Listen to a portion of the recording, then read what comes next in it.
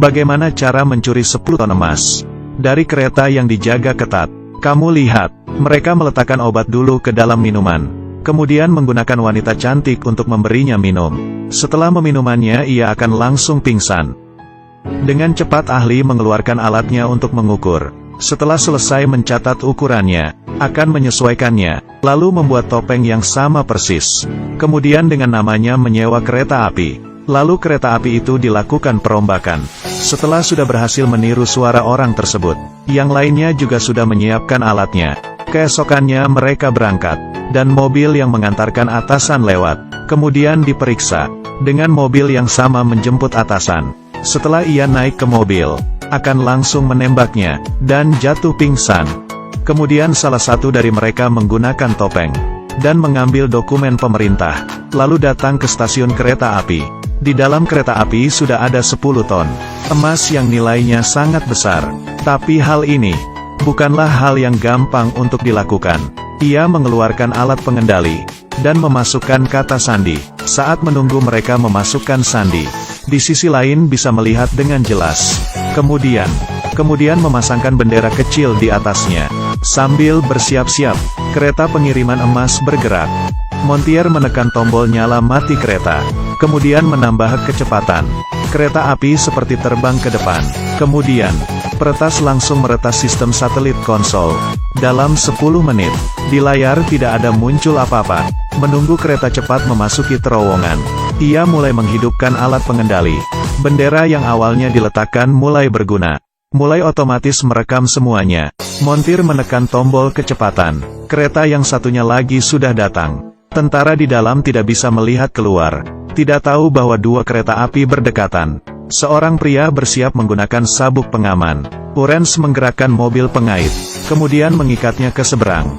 Memasukkan kata sandi. Lalu menekan tombolnya. Berhasil membuka pintu.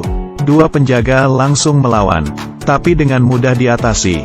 Ia sampai di depan brankas. Kemudian mengeluarkan alatnya. Ia membuat lubang dulu. Kemudian memasukkannya ke dalam. Melihat di kamera dan perlahan-lahan menggerakkannya.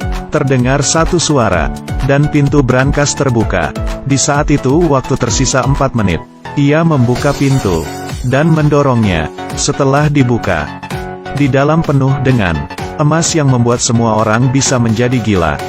Dengan dalam waktu 10 menit, emas sebanyak 10 ton dipindahkan. Tentara di dalam kereta sama sekali tidak merasakan apa-apa. Kok bisa sih?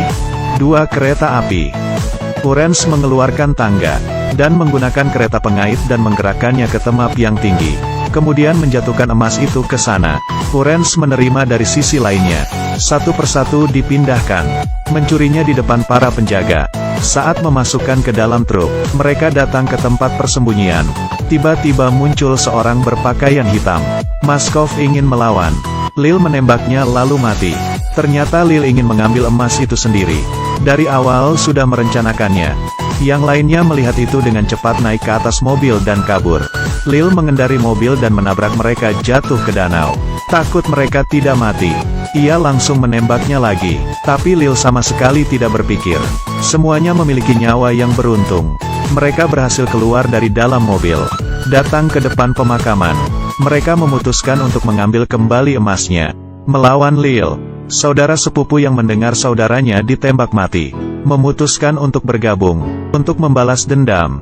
Charlie berdandan untuk membeli emas, dan berhasil sampai di tempat Lil. Menggunakan kesempatan itu dan memasangkan pelacak. Berdasarkan posisi di pelacak, mereka berhasil menemukannya.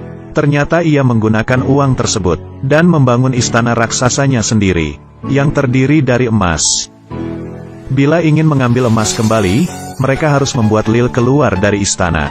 Agar bergerak dengan mudah, mereka membeli 3 mobil. Jangan lihat mobilnya yang kecil. Melewati hal itu, di dalamnya akan diletakkan emas. Kecepatannya juga lumayan cepat.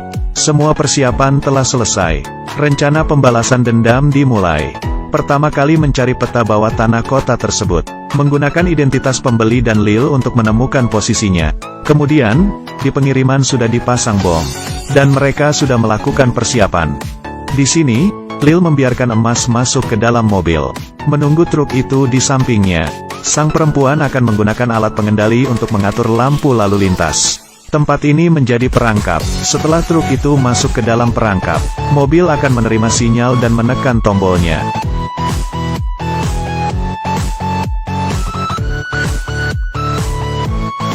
Ia mengira rencana ini sudah selesai. Sama sekali tidak. Ternyata di dalam tim ada yang berkhianat. Demi merebut kembali emas, mereka memutuskan untuk balas dendam. Tapi di saat bom diganti ke truk emas, kemudian melihat Lil duduk di atas helikopter. Ternyata di truk itu tidak ada emas sama sekali. Tapi mereka dari awal sudah mengerti cara bermainnya. Sebelumnya si wanita terus mengikuti truk dari belakang. Menyadari tinggi ban truk ada yang berbeda, ia menggunakan komputer dan memeriksanya. Dan menghitung di dalam mobil ini tidak ada apa-apa. Kemudian memutuskan menyuruh Lil untuk mendarat. Di sisi lain, Tia mobil kecil masuk ke dalam terowongan. Dan sampai di tujuan. Setelah memasang bom dan menunggu menerima emas. Ternyata tidak seperti itu. Saat itu Lil sedang memindahkan emas. Menunggu truk melewati tempat. Setelah memasangnya, dengan kuat membuka pintunya, emas muncul lagi. Semuanya langsung melihatnya. Dengan cepat memindahkan ketiga mobil. Kemudian mereka bergerak. Lil yang mengetahui hal itu segera menyuruh orang untuk mengejarnya. Mobil kecil penuh dengan emas. Tapi kecepatannya juga cepat. Musuh di belakang tidak bisa mengejar. Mereka sampai di gudang. Kemudian berputar keluar. Melewati jalan. Lalu masuk ke dermaga. Di depan sudah ada yang menunggu. Mereka langsung menyerang. Tapi di saat musuh membuka kotak itu, di dalam tidak ada apa-apa. Mereka kesal, kemudian menanyakan di mana emas itu dengan paksa. Di saat itu seseorang tiba-tiba menekan tombol buka tutup, hingga mobil musuh meledak. Dan ia langsung merebut pistolnya, dan melawannya. Musuh ingin melawan, dan kepalanya tertabrak kaca. Sang perempuan mengambil pistol, dan menembaknya. Dendamnya sudah terbalaskan. Tapi kemana emas itu dibawa? Mereka datang ke tepian, dan sedang bersiap-siap membuka alkohol.